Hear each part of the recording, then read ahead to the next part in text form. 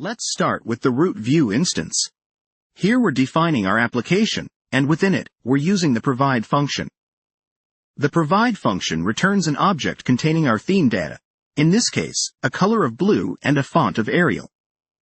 This theme object is now available to all components within our app, no matter how deeply nested they are.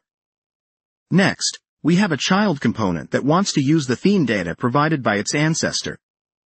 By using the Inject option, we tell Vue that this component expects to receive the theme object. Within the created lifecycle hook, we log the theme's color and font to the console, demonstrating that the theme data has been successfully passed down to this child component. After defining the child component, we need to register it with our Vue application.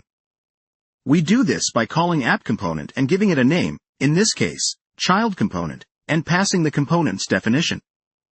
Finally, we mount our Vue application to the hashtag app element in the HTML document.